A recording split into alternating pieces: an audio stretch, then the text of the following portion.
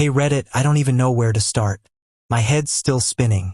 I have been married to my wife for 7 years.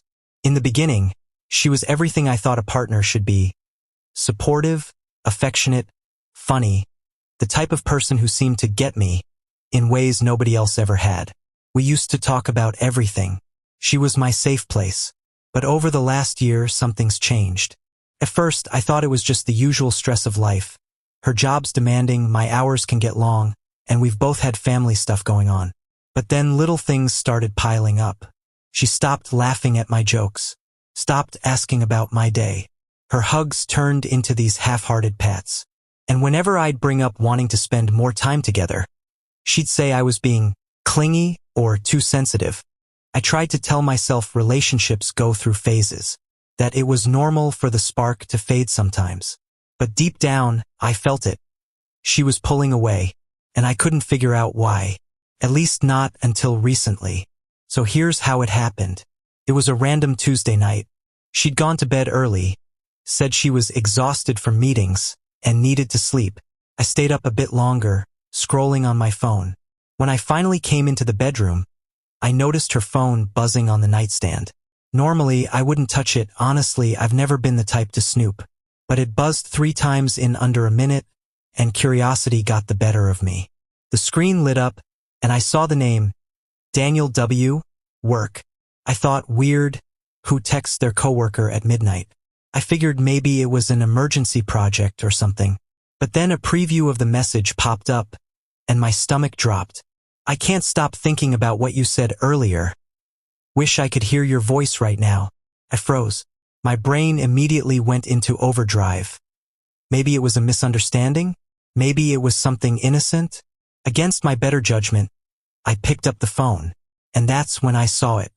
An entire hidden thread of messages. Not just work talk, not just banter, emotional confessions, inside jokes, late-night venting. Stuff she used to share with me. She even had a nickname for him. They talked about their feelings, their frustrations, even about how misunderstood she felt at home. Felt like someone had sucker punched me. I remember just sitting there in the dark, staring at the screen, my hands shaking, wondering when the hell my wife had stopped being mine. The next morning, I couldn't keep it in. I barely slept, just kept replaying those messages in my head. When she came into the kitchen, acting totally normal, I just blurted it out. I saw your texts with Daniel. She froze for half a second, then her whole face shifted, like she snapped into performance mode. She rolled her eyes, laughed, and said, "Wow, you're really going through my phone now? That's pathetic." I tried to stay calm, told her I wasn't snooping, that it popped up while she was sleeping. I said I read some of the conversation and it didn't feel right. That's when she went into full gaslight mode. She called me paranoid, insecure, controlling. Said I was twisting innocent words into something they weren't. Her exact words, "God, you always do this. You make me feel like I can't have friends. It's emotional abuse, you know. You're suffocating me." I stood there, speechless. I wanted to scream, to shake her, to ask how sharing intimate feelings with another man was just friendship. But she kept flipping it back on me. Every time I asked a question, she'd deflect. "You're overthinking. This is why I can't talk to you anymore. If you trusted me, this wouldn't even be an issue." By the end of the conversation, I honestly started questioning myself. Like maybe I was being crazy. Maybe I was too sensitive. She had this way of twisting things that made me feel like the villain. But deep down, I knew what I saw. After that confrontation, I was a mess. I kept telling myself, maybe she's right. Maybe I am insecure. Maybe I'm just reading into it. But at the same time, my gut screamed that something was off. I started second-guessing everything about myself. My looks, my job, even my personality. I wondered if I'd become boring. If I wasn't enough. If maybe she needed that kind of emotional outlet because I'd failed her somehow.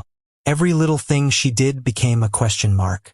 If she smiled at her phone, I wondered if it was him.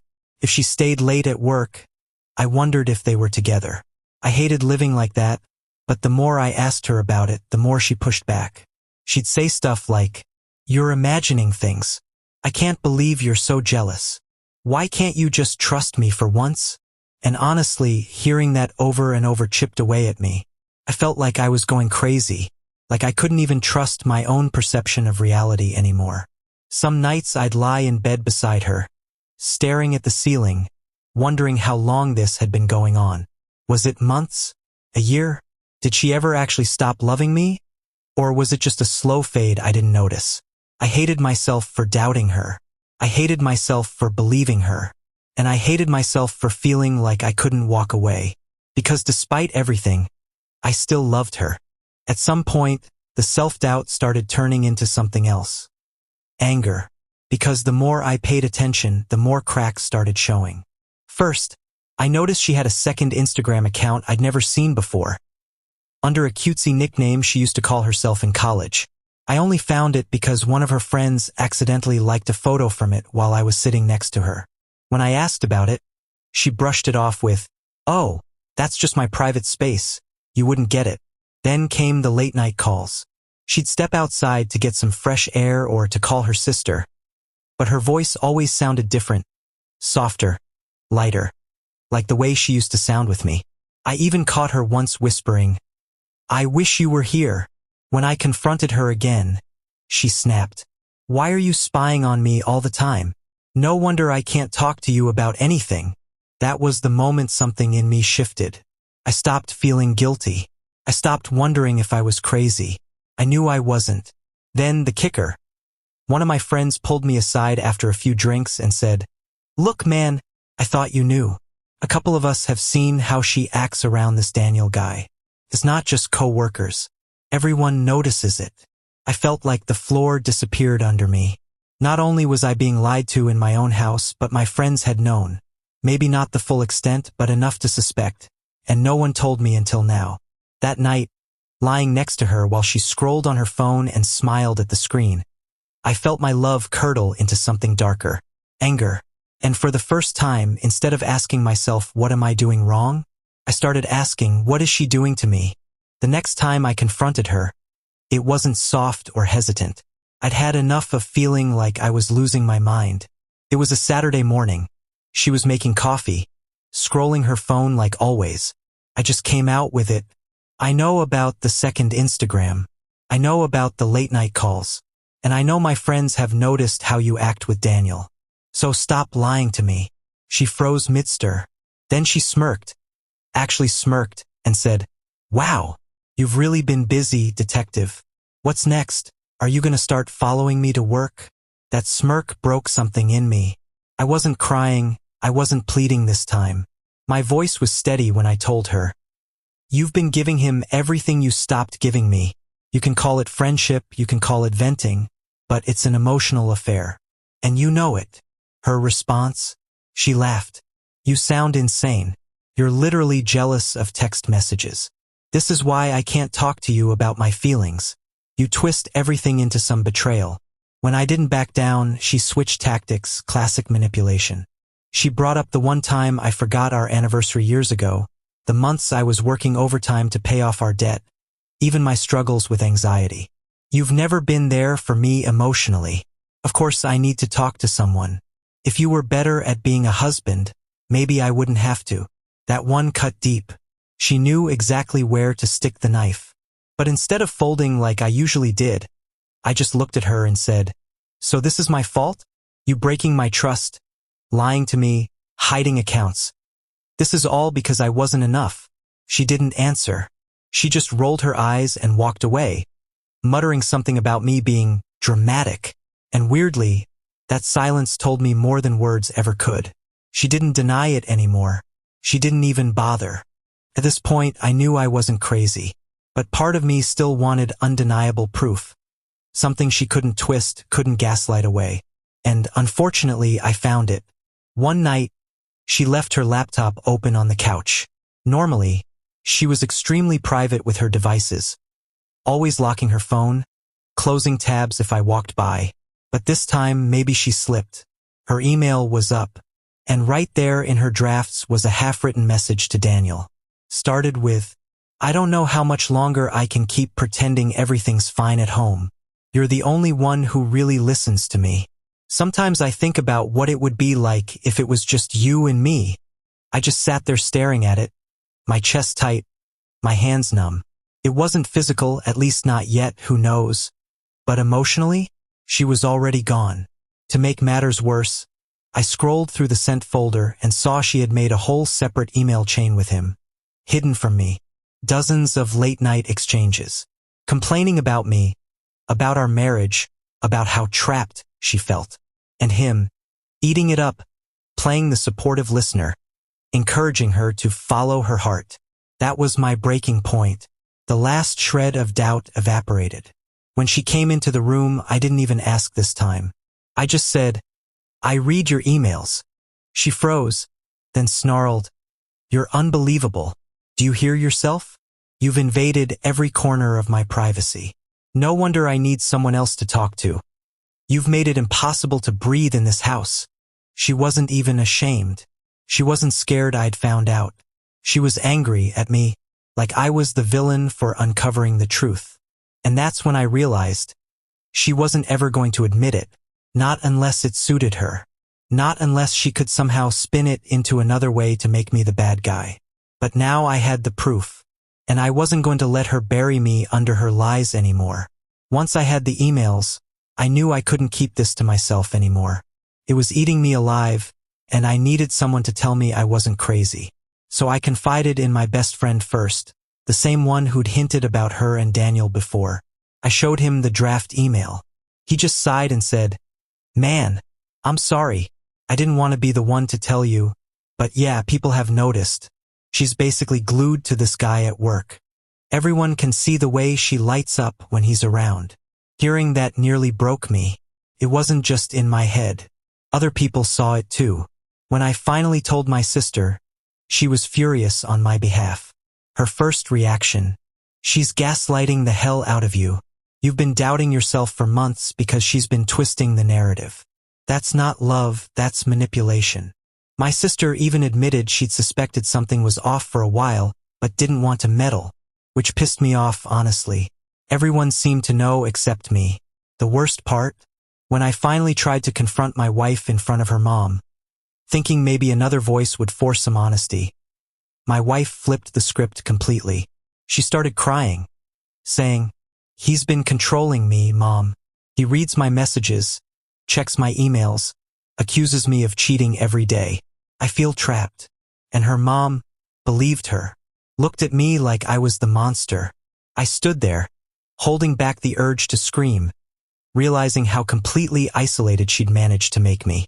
To everyone else, she was the victim. To me, she was cold, dismissive, and cruel. That was the moment the anger turned into resolve. Because if I didn't take control of this, she was going to rewrite the entire story of our marriage, and I'd end up the villain in everyone's eyes. After that scene with her mom, something inside me snapped. I realized no amount of begging, explaining, or proving was ever going to make her admit what she was doing. She had too much control over the story, too many ways to twist it. So instead of chasing her lies, I decided to stop playing her game. I started documenting everything. Screenshots of messages, the draft email, even notes about what she said during our confrontations. Not because I wanted revenge, but because I needed clarity. I needed something real to hold on to when she tried to gaslight me into doubting myself again. And then I did something I never thought I'd do. I went to therapy, alone. I sat there in that office, spilling everything, half expecting the therapist to say, "Wow, you're paranoid." But instead, she looked at me and said, "What you're describing is emotional abuse. She's invalidating your reality and blaming you for her choices. That's not partnership, it's manipulation." Hearing that was like a light switch. For months, I'd been drowning in self-doubt, thinking maybe I was crazy. But no, I wasn't crazy. I was being played. That night, I looked at my wife across the dinner table as she scrolled her phone, smiling at whatever Daniel had sent her, and I felt something shift. I didn't beg. I didn't plead. I didn't try to win her back. I decided, I'm done losing myself in her lies. Once the fog cleared, I knew what I had to do. It wasn't about catching her anymore. It was about saving myself. I started small. opened a separate bank account she didn't know about, quietly moved a portion of my paycheck there every week, collected all the documents I'd need, our marriage license, tax returns, insurance papers, and stored copies somewhere safe. I also stopped engaging in her little games. When she tried to bait me into an argument about my insecurities, I just went quiet. When she accused me of not trusting her, I didn't defend myself anymore. I let her talk and I took mental notes. And for the first time in months, I felt calm. Of course, she noticed. She started asking why I was so distant, why I didn't care about fixing us anymore. The irony nearly made me laugh. Meanwhile, I contacted a lawyer. I explained everything, showed him the emails and messages. He said something that stuck with me. She doesn't have to sleep with him for this to be betrayal. Courts recognize emotional affairs too. But more importantly, you need to decide if this is a marriage you want to keep fighting for. That was the moment I realized I wasn't fighting for the marriage anymore. I was fighting for me, for my sanity, my dignity, my self-respect. I wasn't ready to tell her yet, but in my mind I'd already left. It happened a few weeks later, and honestly, I should have seen it coming. I came home earlier than usual one evening. The house was quiet, too quiet. I found her in the living room, laptop open, whispering softly. First, I thought maybe she was on a work call, but then I heard it. "I miss you so much. I wish I could see you right now." My stomach dropped. That voice, that tone, it wasn't for a coworker. I knew it. She didn't even notice I was there. She smiled at the screen, typing, laughing softly at something he said. The betrayal wasn't hidden anymore, it was brazen, open, unapologetic. I tried to speak calmly, but my voice shook. "Are you seriously still doing this?" She jumped, then laughed nervously. "Doing what?" "Talking to a friend." I felt the last piece of trust shatter. No more excuses, no more denials, no more blaming me. She had crossed a line I couldn't ignore.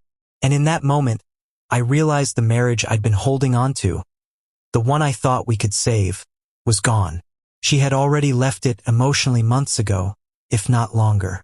After that night, I knew there was no turning back. I couldn't live in a house where trust didn't exist and manipulation ruled every conversation. I started by setting boundaries. I told her, calmly but firmly, that I wasn't going to engage with her lies or excuses anymore. I blocked Daniel's number from her phone. She raged, of course, but I didn't argue. I stopped reading her messages. I stopped asking questions.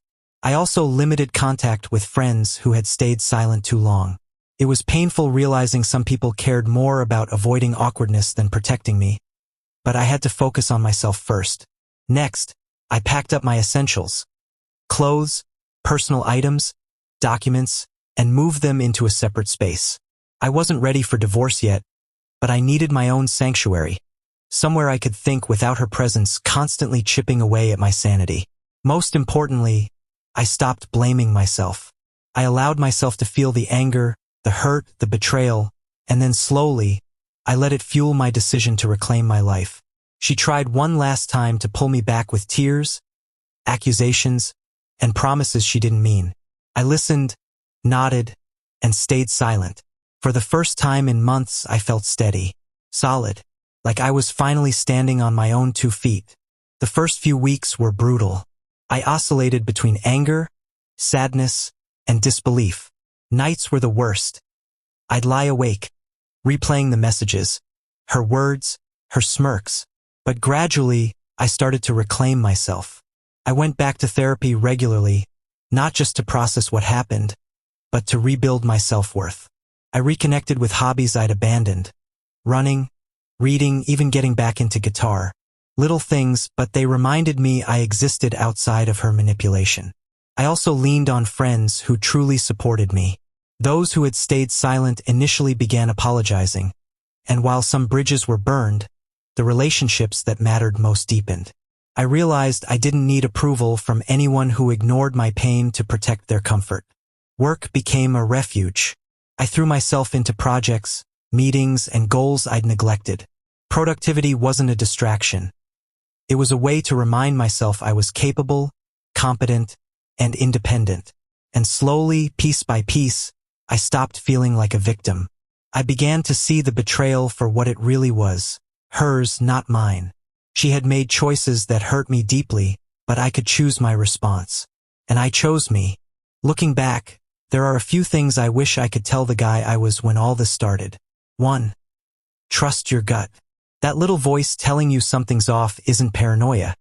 It's perception. I ignored it too long. 2. Don't excuse emotional cheating. Just because it's not physical doesn't mean it isn't betrayal. Emotional intimacy with someone else is still crossing a line. 3. Documentation is your friend. Screenshots, emails, notes. Having proof gave me clarity and confidence when she tried to rewrite the story. 4. You're allowed to walk away. Loving someone doesn't mean sacrificing your dignity. Sometimes, self-respect is the only path forward. 5. Therapy isn't weakness, it's armor. Talking to someone who listens without judgment helped me rebuild my sense of reality and self-worth. Most importantly, I learned that emotional affairs often start quietly. They sneak in under the guise of friendship, support, or venting. And by the time you notice, it's easy to blame yourself. So if I can give one piece of advice to anyone reading this, pay attention to the small signs early. Don't ignore gut feelings. And never let someone else's manipulation make you question your sanity. Here's where I am now. The marriage is over, or at least, I've emotionally walked away. I've learned to rebuild my life on my own terms, without guilt, without manipulation, and without her constant twisting of reality. I'm not bitter about loving someone who couldn't love me back properly. I'm grateful I caught it before it went further, and I'm stronger for having survived the emotional chaos. I've learned to trust myself, to set boundaries, and to value honesty above all else. For anyone reading this who suspects something similar, listen to your instincts. If something feels off, it probably is. Watch for the red flags. Secret accounts, late-night calls, sudden distance, excessive defensiveness. Don't ignore them. Document everything. It's not about revenge. It's about clarity and protecting your reality. Seek support. Friends, family, or a professional can help you navigate the fog of manipulation. Prioritize yourself. Love should lift you up, not chip away at your self-worth. Emotional affairs are sneaky, painful, and isolating. But surviving one doesn't have to break you. You can walk away, rebuild, and reclaim the life and love you deserve, starting with self-respect.